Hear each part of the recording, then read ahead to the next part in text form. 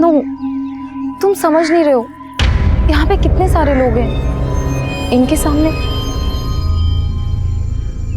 अरे कहाँ जा रहे हो? तुम पागल हो क्या? ये किसका बच्चा उठा लाए? इसमें किसी का बच्चा नहीं है, देख देख खाली है। खाली है तो फिर हमारे किस काम का? वहाँ भी तो बेकार ही पड़ा था, कम से कम हमारे किसके तो काम आएगा।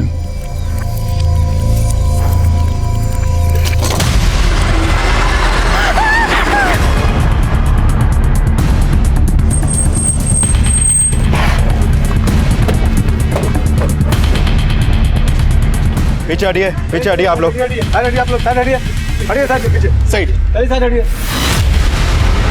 हम झूठ नहीं बोल रहे, ये प्रेम वहाँ लवारिस पड़ा हुआ था। सोने सर, दोनों का फोन नंबर और एड्रेस लो। सर, लाश का सर गायब है और बॉडी को कई टुकड़ों में काटकर इन बच्चों के कपड़ों में भरा गया है और फ्रेम के निचले वाले हिस्से में डालकर बॉडी को यहाँ पे डंप किया गया। सर बॉडी को यहाँ गार्डन में लाकर डंप किया गया, तो किसी ने तो देखा होगा। सर गार्डन और गार्डन के आसपास कहीं कोई सीसीटीवी नहीं है, लेकिन लोगों से पूछताछ चल रही है, शायद किसी ने कुछ फिटनेस किया हो। बॉडी को पोस्टमार्टम के लिए भेजिए। हो गया सर। नमस्कार, आदाब। मैं inspector Adil Khan, crime petrol Dastak में आपका स्वागत करता हूं। मैंने अपने करियर में कई मर्डर केसेस सॉल्व किए, लेकिन ये केस काफ़ी लिहाज से अलग था। लाश को ठिकाने लगाने के लिए कोई प्रेम का इस्तेमाल करे, ऐसा मैंने पहले कभी नहीं देखा था। और जो लाश हमें मिली थी वो मंजू शर्मा नाम की एक लड़की की थी। लाश को 22 टुकड़ों में काटा गया था और लाश का सर गायब था, लेकिन 3 महीने बाद भी हम उसकी पहचान पता नहीं कर पाए थे। अब ये केस बैकलॉग में चला गया, लेकिन 3 महीने बाद फिर से वही माहौल बना जिसने हम सबको हिला के रख दिया।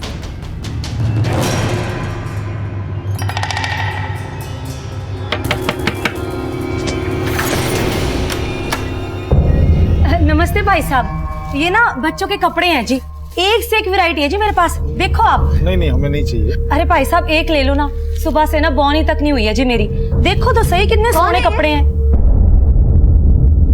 तो ये बच्चों के कपड़े बेच रही, देखो कुछ चाहिए था तुम्हें? ये ना मेरे पास बच्चों के कपड़े हैं जी, एक से एक वैरायटी है, देखो ये तो गुड़िया पे बहुत ही फबेगा जी, कितनी प्यारी बच्ची है। और प्राइस क्या है? अरे आप प्राइस की टेंशन ना लो जी, एक काम करो आस पड़ोस वालों को भी बुला लो, ज्यादा लोग लेंगे ना तो दाम कम कर देना है मैंने।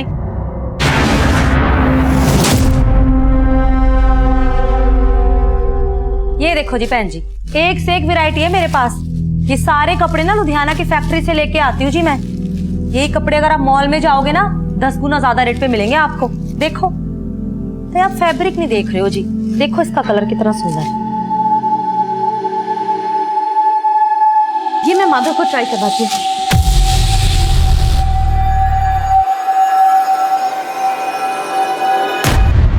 बेटा मैं रोटी और ला रहा हूँ। अरे परमीला भाभी, आपने तो पूरा मार्केट लगा दिया आज। अरे बहन जी तुसी भी देखो ना कितने सोने सोने पीस है, ये देखो।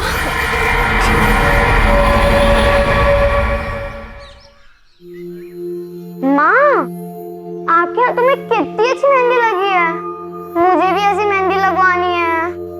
दीदी स्कूल में मेहंदी लगवाना अलाउड नहीं है, टीचर डांटेगी। समर वेकेशन आ रही है तो मैं मेहंदी तो लगवा ही सकती हूँ, क्यों मम्मी? बिल्कुल बेटा, चलो आप जल्दी करो। माधव जल्दी ही लेट हो रहे हैं स्कूल के लिए। चाबी ले ली तुमने? मैं भी ऑफिस जा रहा हूँ।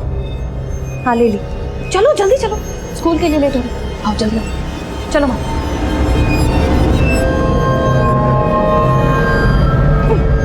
आराम से।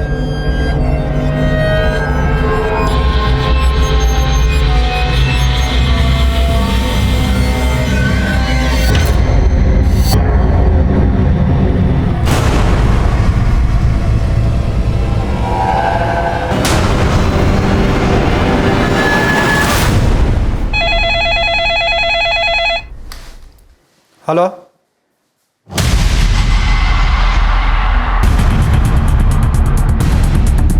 चेक करो। सर, वो लावारिस बैग पड़ा देखा तो यहाँ के लोगों ने कंट्रोल रूम में फोन किया। हमने चेक किया तो देखा ये बैग लाश के टुकड़ों से भरा पड़ा है। सर ये देखिए, हाथों में मेहंदी लगी है, पक्का ये लाश किसी औरत की है, लेकिन सर इसका सर गायब है। 3 महीने पहले हमें प्रेम में जिस औरत की कटी हुई लाश मिली थी उसका भी सर गायब था। सर मॉडस ऑपरेंडी सेम है, लेकिन हम उस औरत की पहचान पता नहीं कर पाए थे। और यहाँ भी क्रिमिनल ने इस औरत की पहचान पता करने का कोई क्लू नहीं छोड़ा।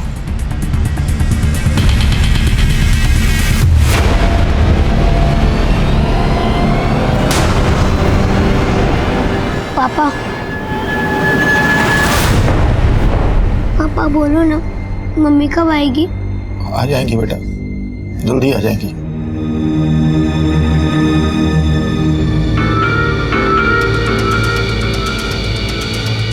सर बॉडी को कई टुकड़ों में काटा गया है और सिर भी गायब है। सर 3 महीने पहले जो लाश हमें प्रेम में मिली थी उसको भी कई टुकड़ों में काटा गया था। उस बॉडी का और इस बॉडी का काटने का पैटर्न बिल्कुल सेम है। किसी छोटे हथियार से धीरे धीरे रेत कर काटा गया है। यानी इस औरत का किलर और उस औरत का किलर एक ही हो सकता है जिसकी लाश हमें 3 महीने पहले मिली थी। एब्सोल्युटली। एक्सक्यूज मी, बोले यादव। सर साईनगर थाने में प्रमिला नाम की एक औरत की मिसिंग कंप्लेंट फाइल हुई थी। सर कंप्लेंट उसके पति गोविंद ने दर्ज करवाई थी। इस गोविंद को बॉडी की शिनाख्त के लिए बुलाओ। Okay sir.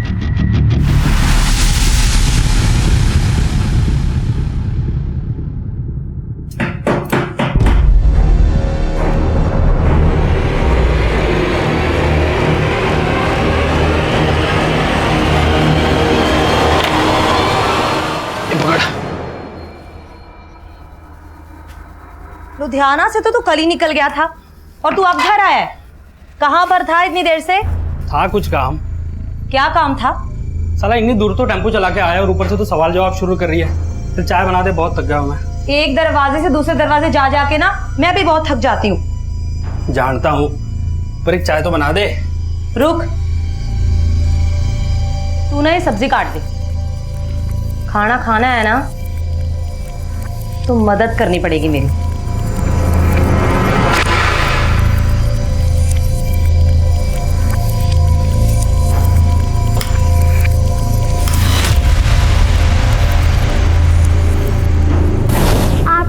कितनी अच्छी मेहंदी लगी है, मुझे भी ऐसी मेहंदी लगवानी है।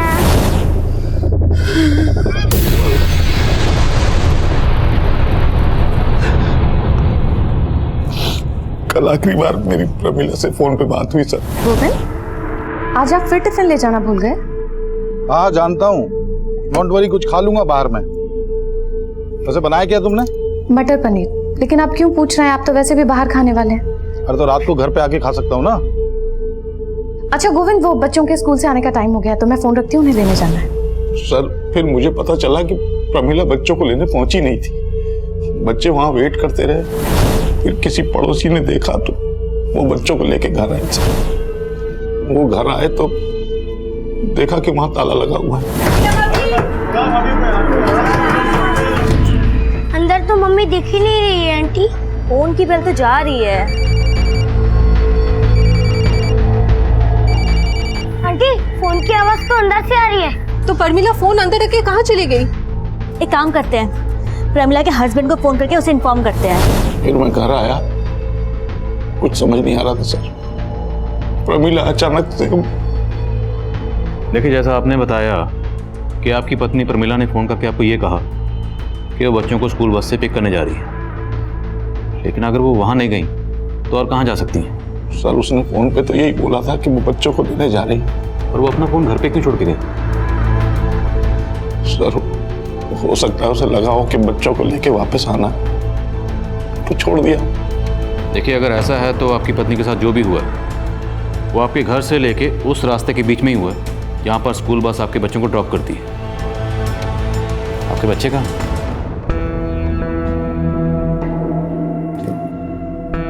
अरे आप लोग खाना क्यों नहीं खा रहे हो? देखो मम्मी आ जाएंगी। अगर यहाँ मन नहीं लग रहा तो हमारे घर चलो, बादल भी स्कूल से आ जाएगा, फिर खूब मस्ती करेंगे, खेलेंगे और खाना भी साथ में खाएंगे। चले? मुझे कुछ नहीं खाना आंटी। बेटा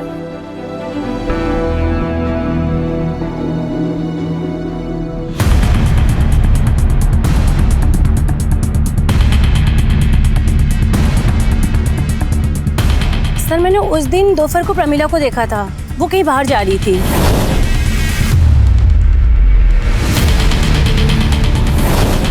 तो उस दिन प्रमिला को देख के आपको लगा कि वो कुछ अपसेट है या आपको कुछ अजीब लगा?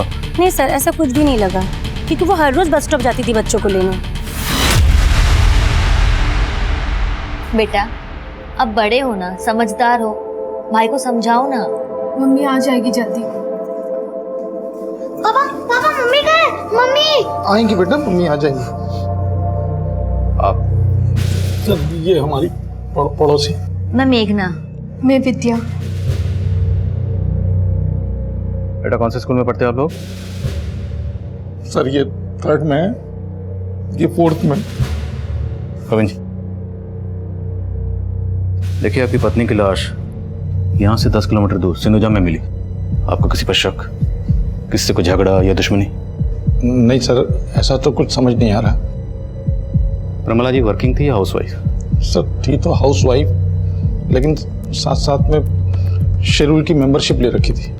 शेरूल मतलब? शेरूल एंटरप्राइजेस। सर ब्यूटी प्रोडक्ट बनाते हैं ये लोग।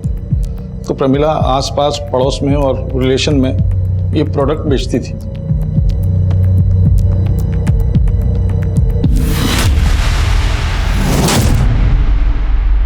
सर, हमने प्रमिला के आस पड़ोस में कई लोगों से बात की। उनसे प्रमिला के पति गोविंद के एक अफेयर के बारे में पता चला। अफेयर? हाँ सर, एक्चुअली प्रमिला के पड़ोस में एक विद्या नाम की औरत भी रहती है। सर ये विद्या अभी 4 महीने पहले ही अपने पति के साथ वहां पर शिफ्ट हुई थी। इसका पति ऑफिस टूर पे ज्यादातर बाहर ही रहता है सर, और इस गोविंद का इस विद्या के घर में काफी आना जाना है। सर गोविंद और विद्या का पक्का अफेयर था, तभी तो प्रमिला को शक था गोविंद पर। शक? सिर्फ शक ही नहीं था सर, गोविंद और प्रमिला का तो आए दिन इसी बात पर झगड़ा होता रहता था। और सर प्रमिला के दोनों बच्चों को बस स्टैंड से विद्या ही घर लेकर आई। और विद्या का गोविंद से अफेयर है। और गोविंद ने हमें ये बताया था कि प्रमिला ने उसे फोन पर यह कहा था कि वो बच्चों को स्कूल बस से लेने जा रही। लेकिन हो सकता है कि प्रमिला ने गोविंद को ऐसा कुछ कहा ही ना, बल्कि इस गोविंद ने खुद प्रमिला को कहीं बुलाया और उसका कत्ल कर दिया। बुलाओ इन दोनों। Okay sir.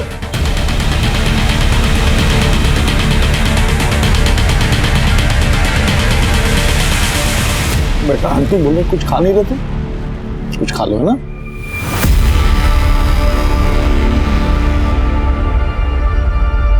गोविंद जी आपको हमारे साथ थाने चलना होगा, और विद्या जी आपको भी।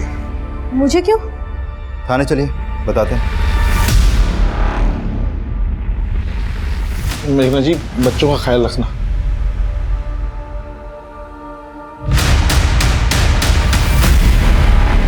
सर आप बेवजह हम पे शक कर रहे हैं सर। हम शक नहीं कर रहे, बल्कि हम तो मान रहे हैं कि तुम दोनों ने प्रमिला का मर्डर किया। नहीं सर, हम दोनों ने ऐसा कुछ नहीं किया है। अच्छा, इसके बच्चों को स्कूल बस से लेने तुम ही गई थी ना? हाँ सर। अब तुम बोलो, प्रमिला को कहाँ बुलाया और कहाँ उसका मर्डर किया? सर ये क्या कह रहे हैं आप सर? हम लोगों ने ऐसा कुछ नहीं किया सर। सर मैं अपने बच्चों की कसम खा के कह रहा हूँ, नहीं किया सर कुछ भी। सर मानते हैं हमारा रिश्ता गलत है, लेकिन प्रमिला के मर्डर से हमारा कोई लेना देना नहीं है सर। हाँ सर।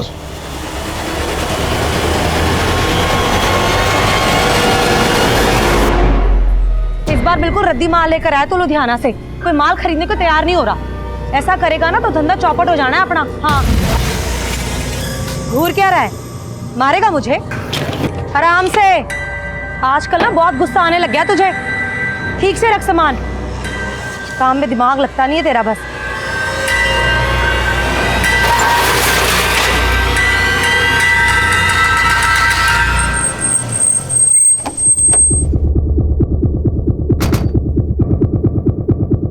सर ये प्रमिला की पोस्टमार्टम रिपोर्ट। सर रिपोर्ट में सामने आया है कि प्रमिला का मर्डर उसी शाम हो गया था जिस दिन उसके पति गोविंद ने उसकी मिसिंग कंप्लेंट दर्ज करवाई थी। सर प्रमिला का भी उसके मर्डर से पहले रेप हुआ था।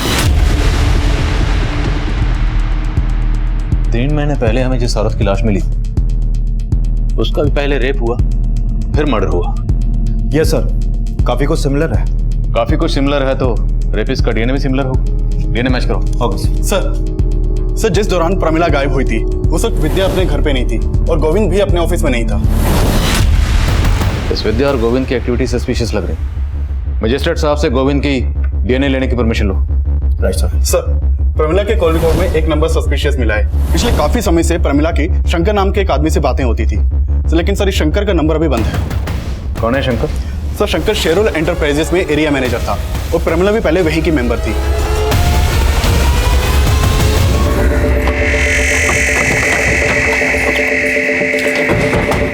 यस सर, शंकर पहले हमारी कंपनी में था, उसी ने प्रमिला को हमारी कंपनी में इंट्रोड्यूस किया था, पर सर बाद में प्रमिला ने उसकी कंप्लेंट की। सर कैसी कंप्लेंट? शेरोल एंटरप्राइजेस का जो प्रोडक्ट इस बार मेरे बनाए हुए मेंबर्स को अलॉट हुआ है वो नकली है। ये आपसे किसने कहा? अरे किसने कहा मतलब, मैंने खुद चेक किया है। देखिए मैम, आप इधर आइए। मुझे कहीं आने की जरूरत नहीं है, आप मेरी बात सुनिए। शेरोल एंटरप्राइजेस का टैग उस प्रोडक्ट पे है लेकिन प्रोडक्ट नकली है। देखिए मैम, आप आराम से बात कीजिए, मैं आपको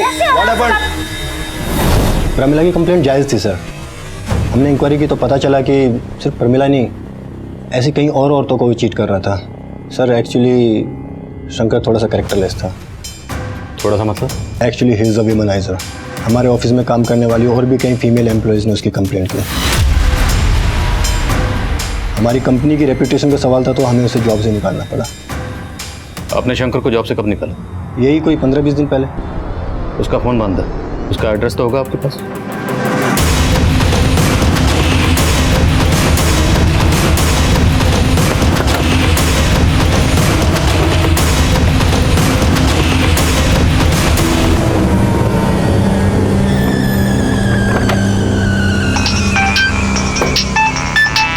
हाँ विकास।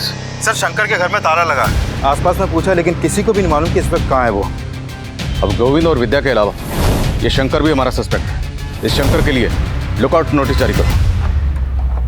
नमस्ते जी, मैं शंकर शिरू ब्यूटी प्रोडक्ट से। मैंने आपको कॉल किया था ना? जी जी, आइए प्लीज। Thank you.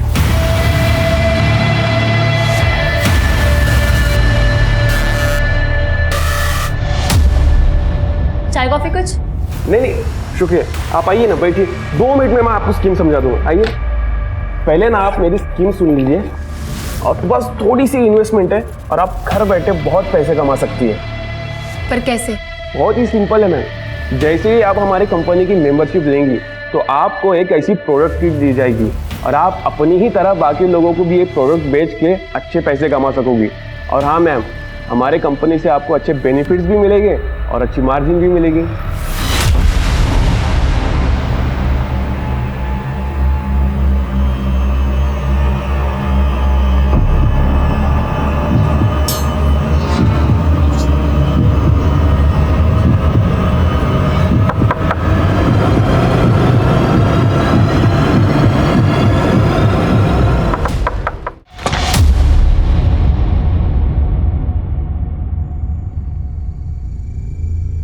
अरे सुनो, मैंने एक बेहतरीन प्लान किया है। समर वेकेशन पे तुम दोनों को लेके शिमला चल रहे हैं घूमने, ठीक है? सबसे पहले खाना खाते हैं, खाना खाते खाते प्लान करते हैं। आ जाओ। पर पापा, मम्मी तो है ही नहीं, वो कब आएंगे? मम्मी आ जाएंगी बेटा, उससे पहले आ जाएंगी ना। झूठ बोल रहे हो आप, अब वो नहीं आएंगी क्योंकि आपने उनको मार डाला है। क्या बोल रही हो तुम्हें? किसने कहा तुमसे ये? सब यही कहते हैं कि आपने और विद्या आंटी ने मिलकर मम्मी को मार डाला। झूठ बोलते हैं सब बेटा, ऐसा कुछ नहीं किया। आप झूठ बोल रहे हो। अब आप हम दोनों को भी मार डालोगे ना? बेटा ऐसा मत बोलो। मुझे ऐसे बात नहीं करनी। चल माधव। तृप्ति, माधव, बेटा तृप्ति, बेटा बेटा दरवाजा खोलो तृप्ति। माधव,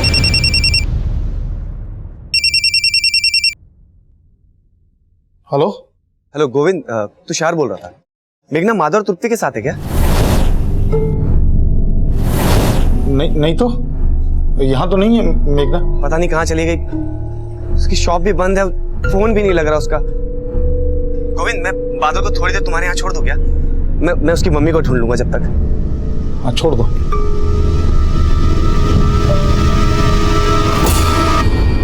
बहन जी, आप एक काम करो, ये बच्चा मुझे दे दो, आप ना आराम से देखिए। लो। अच्छा जी, संभाल।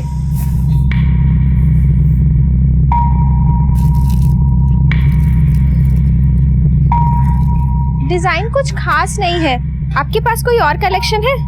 जी कलेक्शन तो बहुत है मेरे पास, लेकिन वो क्या है ना, जल्दबाजी में मैं लेके नहीं आ पाई। आप ना एक काम करो, आप ना मेरे गोदाम में आ जाओ, वहाँ ना आपको बहुत सारी वैरायटी देखने को मिलेगी जी। और बहन जी आपका गोडाउन कहाँ है? आप एक काम करो, पेन और पेपर ले आओ, मैं गोडाउन का एड्रेस लिख के दे देती हूँ आपको। अभी लाई। हाँ।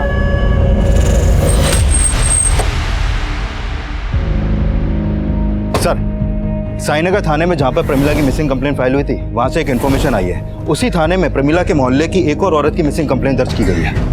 कौन औरत? सर, ये मेघना बेस्ट। सर, इस मेघना का प्रमिला के घर में काफी आना जाना था और ये कंप्लेंट मेघना के पति ने दर्ज करवाई है। सर, साईनगर पुलिस को मालूम था कि हम प्रमिला मर्डर केस में उसके पति गोविंद पर शक कर रहे हैं, इसलिए उन्होंने हमें ये अपडेट दिया। विकास, इस मेघना के पति से भी मिलते हैं, देखते हैं वो गोविंद के बारे में क्या कहता है।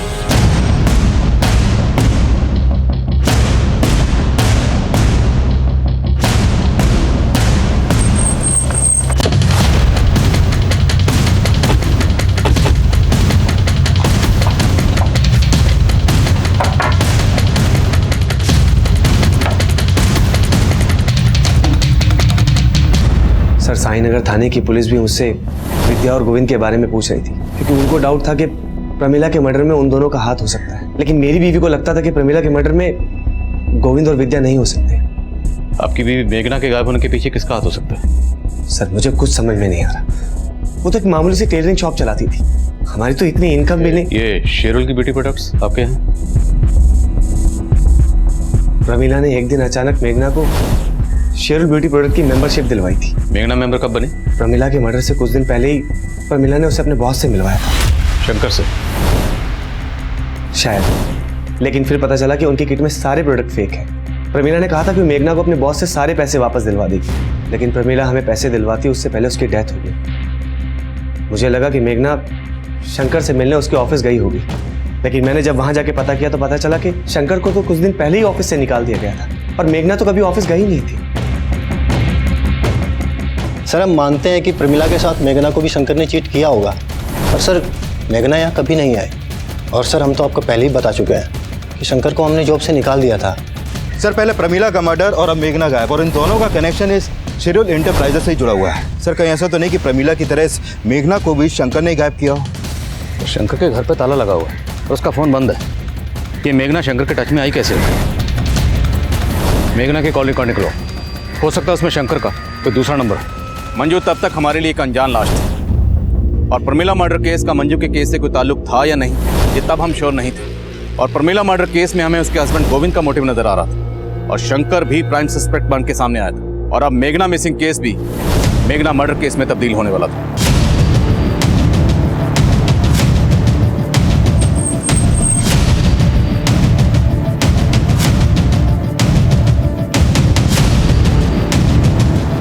सर, इस औरत की बॉडी को भी चॉप करके डंप किया गया, इसका सर भी गायब है। कहीं ये मेघना तो नहीं?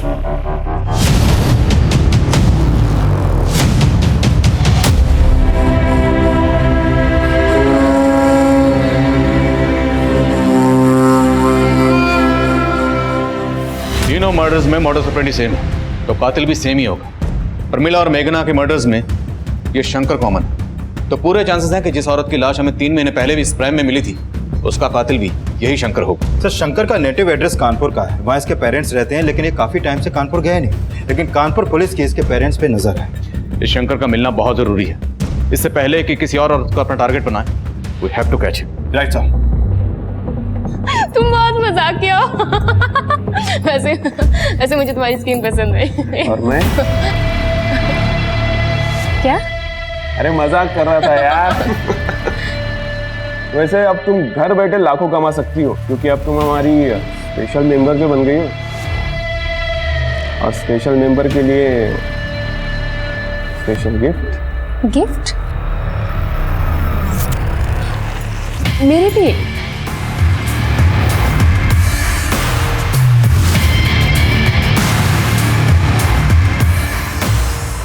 Thank you. सर, इस मेघना के कॉल रिकॉर्ड में ऐसा कोई नंबर नहीं मिला जो शंकर से कनेक्टेड हो। लेकिन सर, जिस समय मेघना का फोन रानीगंज मार्केट में बंद हुआ, उस समय गोविंद का फोन भी वहां पर एक्टिव था।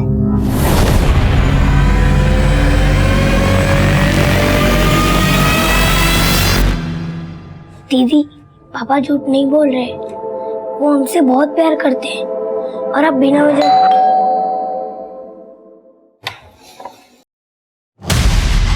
ले चलो इनको। लेकिन मेरी बात सुनिए सर। चलिए चलिए। पापा देखिए मेरी बात। पापा पापा अंकल अंकल कहाँ ले जा रहे हो मेरे पापा को?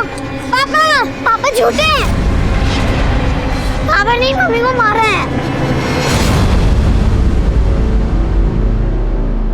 अरे मैं कुछ नहीं किया यार, आप लोग बार बार पकड़ लेते हो सर। समझते क्यों नहीं आप लोग? पहले तू हमें समझा।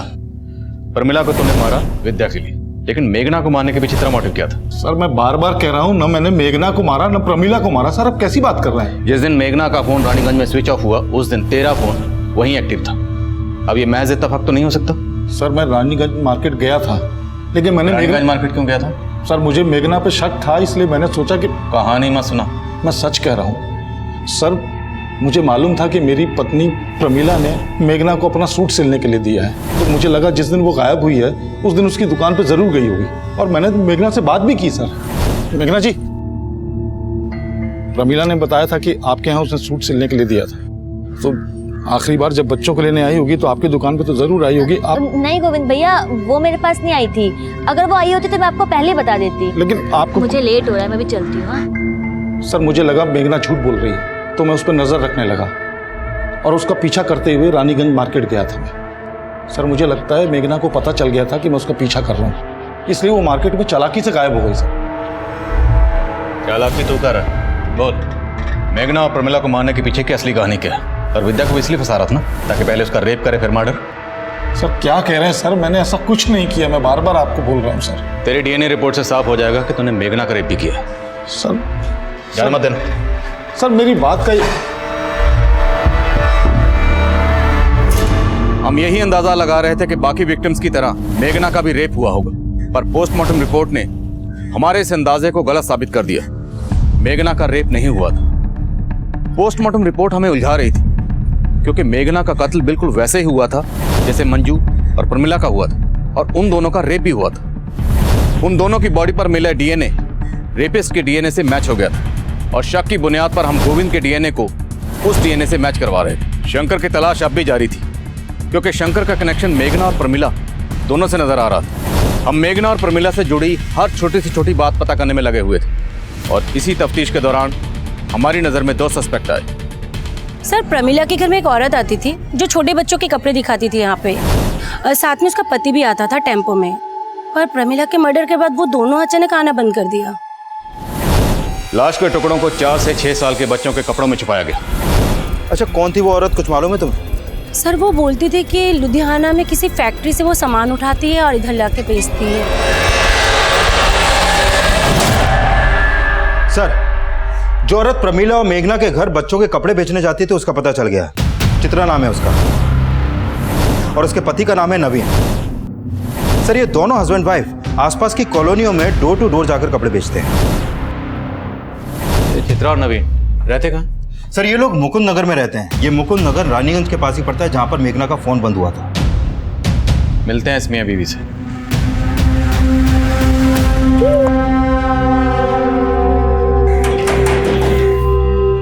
जी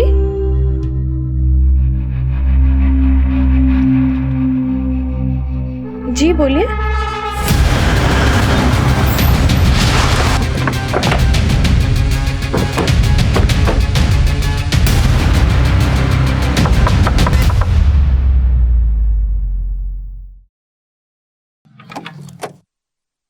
चित्रा जी चेक करो सब्जेक्ट।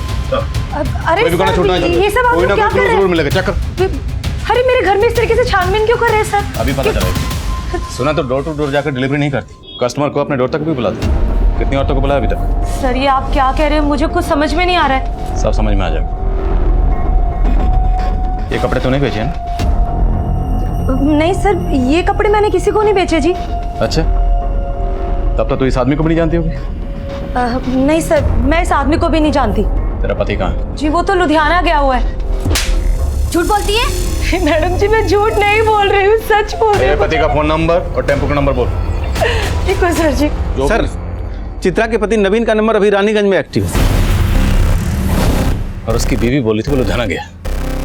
उसके फोन की एग्जैक्ट लोकेशन ट्रैक करने के लिए कहो और बोलो तुरंत मेरे फोन पे भेजें। सर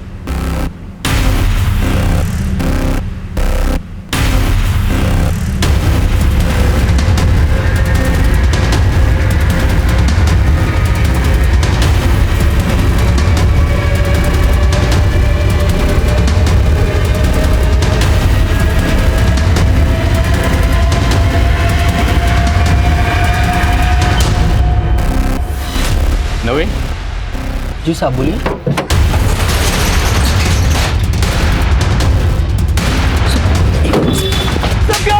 साहब बोलिए साहब देखिए, ये देखिए सर।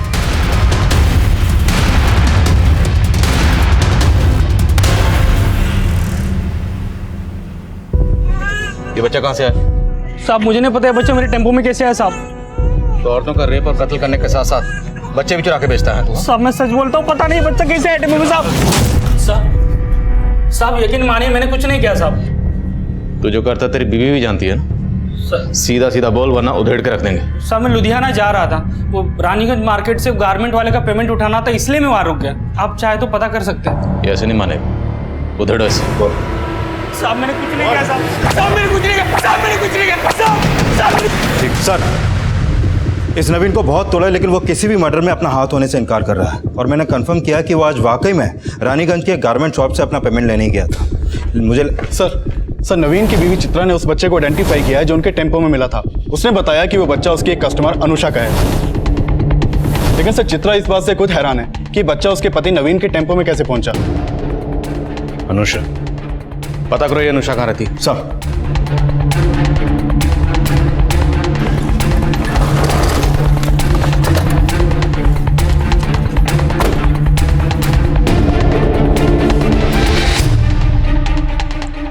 सर अनुषा विधवा है, यहाँ अपने बच्चे के साथ अकेली रहती है। अच्छा कहाँ गई है ये, अभी कुछ मालूम है तुम्हें? 3-4 घंटे पहले मैंने उसे किसी आदमी के साथ जाते देखा था। कौन था वो आदमी, जानती हो उसे? चेहरा तो याद नहीं, पर उसे देखकर लग नहीं रहा था कि उसे कोई जबरदस्ती ले जा रहा है। वो खुद उस आदमी के साथ गई थी। अच्छा इस अनुषा का नंबर है तुम्हारे पास?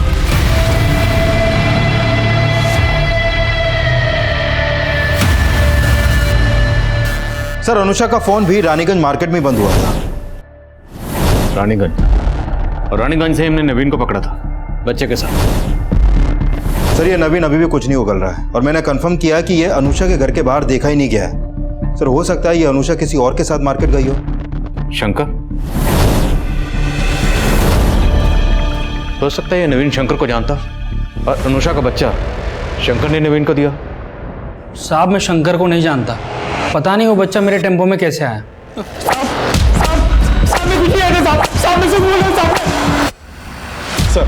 सर शंकर के पेरेंट्स का नंबर हमारी सर्वेलेंस पे था। सर शंकर के पेरेंट्स के नंबर पे इस नंबर से फोन आया था। जब इस नंबर के बारे में पता किया तो पता चला कि ये शंकर का ही दूसरा नंबर है जो आगरा के एड्रेस पर रजिस्टर्ड है। सर ये नंबर को ट्रेस कर लिया गया है, इस वक्त लखनऊ में एक्टिव है।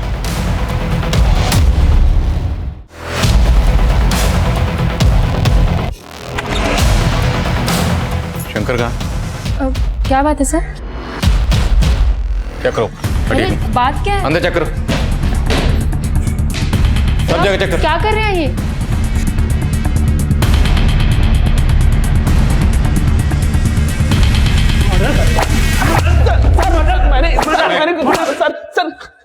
सर मैं मानता हूँ कि मैंने कई औरतों को चीट किया है और प्रमिला जैसी कई औरतों को मुझसे प्रॉब्लम भी थी सर, लेकिन मैंने मर्डर नहीं किया सर।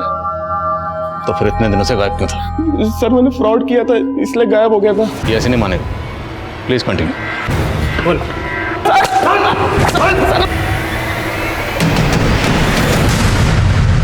तृप्ति बेटा चुपचाप क्यों बैठी हो? पापा ने आज तुम्हारे लिए सरप्राइज प्लान किया है। तुम चाहती थी ना कि तुम भी मम्मी की तरह मेहंदी लगाओ। देखो क्या लाया हूं तुम्हारे लिए, ये देखो। और इतनी प्रैक्टिस की है तुम्हारे लिए कि अब तुम्हें भी मम्मी की तरह बिल्कुल राज। पापा दीदी आप पर ट्रस्ट नहीं करती, मैं करता हूँ ना। आप मुझे मेहंदी लगा दो। मेहंदी लगाने के बाद पापा मम्मी की तरह तेरी भी हाथ काट देंगे। तृप्ति, दरवाजा खोलो तृप्ति। सर जिस दौरान अनुषा का फोन रानीगंज मार्केट में बंद हुआ उस समय शंकर रानीगंज में था ही नहीं और ये भी नवीन की तरह बार बार यही बोल रहा है कि इसका किसी भी मर्डर में हाथ नहीं है। और सर नवीन और चित्रा के घर में भी ऐसा कोई क्लू नहीं मिला है जिससे लगे कि वहां पर कोई मर्डर हुआ है। मेघना का फोन भी रानीगंज में ही बंद हुआ था और उसकी लाश मिली। अनुषा का फोन भी रानीगंज में ही बंद हुआ, अनुषा गायब होगी और इसका बच्चा हमें मिला रानीगंज में ही नवीन के टेम्पो में। और जिस पार्क में हमें औरत की कटी हुई लाश प्रेम में मिली थी वो पार्क भी रानीगंज में ही है। और प्रमिला जाने से पहले अपना फोन घर पर छोड़ के गई थी। तो हो सकता है शायद प्रमिला भी रानीगंज में कहीं गई हो। तो रानीगंज में ऐसा कोई ठिकाना है जहां पर्पसली इन औरतों को पहले बुलाया जाता है,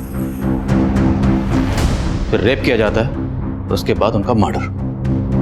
पर सर रानीगंज काफी बड़ा एरिया है, वो कहाँ जाती थी ये पता करना आसान नहीं होगा।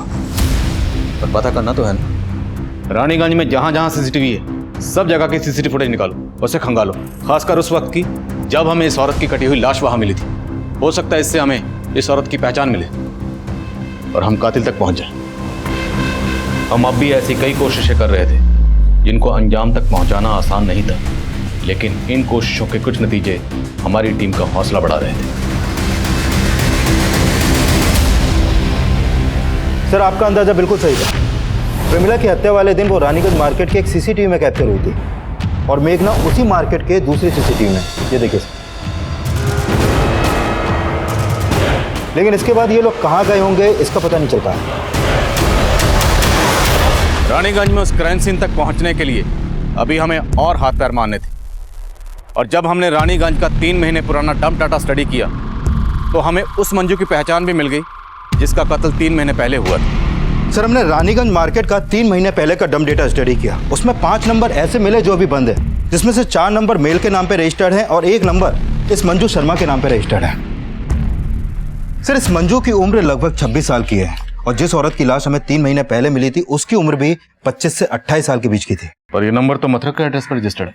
राइट सर, लेकिन इस मंजू का लखनऊ में भी आना जाना था और सर मेघना के कॉल रिकॉर्ड में भी मंजू का नंबर मिला है। मेघना तुषार की बीवी? हाँ सर, और ये भी पता चला है कि तुषार ने एक गोडाउन रेंट पे ले रखा है जो रानीगंज में है। ये वहाँ का एड्रेस है सर।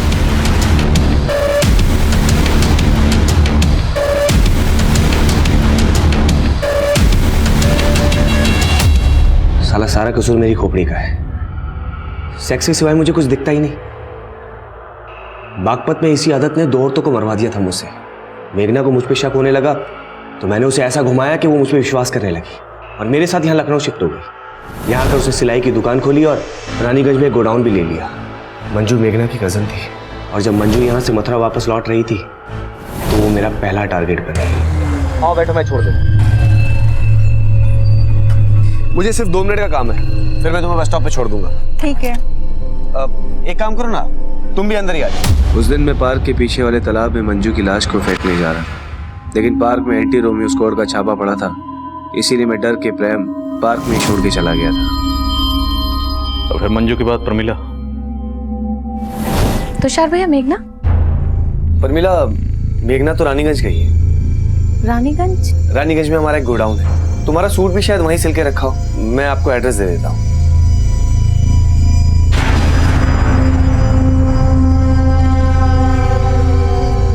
मंजू और प्रमिला के मर्डर के बाद मेघना को मुझ पे शक होने लगा, इसलिए मुझे उसे भी रास्ते से हटाना पड़ा। इसलिए बहाने से मैंने उसे गोडाउन पे बुलाया और फिर मेघना के मर्डर के बाद मैं डर गया था कि मैं फंस जाऊंगा, इसलिए खुद को बचाने के लिए मैंने एक तरफ शंकर का नाम लिया, दूसरी तरफ मैं नवीन और चित्रा के लिए गड्ढे खोद रहा था, क्योंकि पहले भी मैंने उन्हें रानीगंज में देखा था। उनका घर गोडाउन के बिल्कुल नज़दीक था और फिर एक दिन मैंने प्रमिला के घर उनको देखा। मैं अगला टारगेट अनुषा को बनाने वाला था और फिर उसके घर के बाहर भी नवीन और चित्रा को देखा। मैंने सोचा कि अगर मैं अनुषा के साथ कुछ भी करता हूँ तो नवीन और चित्रा को फंसा के खुद को बचा सकता हूँ, इसीलिए पूरी प्लानिंग के साथ मैं अनुषा के घर पहुंचा। जी बोलिए। आप चित्रा के गोडाउन में कपड़े देखने के लिए आने वाले थे ना? हाँ। लुधियाना से नया स्टॉक आ गया है। मैं अनुषा को बहाने से गोडाउन में ले गया, पहले रेप किया और फिर मर्डर करके उसके शरीर के टुकड़ों को फ्रिज में रख दिया। मैं उसकी बॉडी को ठिकाने लगाता उससे पहले ही तुषार एक के बाद एक जुर्म किए जा रहा था और हैरान करने वाली बात यह थी कि तुषार की पत्नी मेघना को अपने पति के इन जुर्मों की हर मोड़ पर दस्तक मिल रही थी, लेकिन उसने इस दस्तक को नजरअंदाज किया। उसकी कजन मंजू पिछले 3 महीने से गायब थी और उसे यह भी अंदाजा था कि हो सकता है मंजू का कत्ल उसके पति तुषार ने किया, लेकिन फिर भी उसने इस बारे में पुलिस को कुछ नहीं कहा, जिसका नतीजा ये निकला कि मंजू और प्रमिला के कत्ल के बाद तुषार का वो घिनौना राज मेघना के कत्ल की दस्तक बन गया। अनुषा ने एक अजनबी की बात पे भरोसा किया, वो उस जुर्म की दस्तक को महसूस ही नहीं कर पाई और नतीजा ये हुआ कि उसका बच्चा अनाथ हो गया। कोई भी जुर्म होने से पहले दस्तक जरूर देता है। इस दस्तक को सुनिए और किसी भी जुर्म को होने से पहले उसे रोकिए। अब मैं आदिल खान आपसे इजाजत लेता हूँ। आपसे फिर मुलाकात होगी एक नए केस के साथ। तब तक देखते रहिए क्राइम पेट्रोल दस्तक। मकसद बताना नहीं, बचाना है।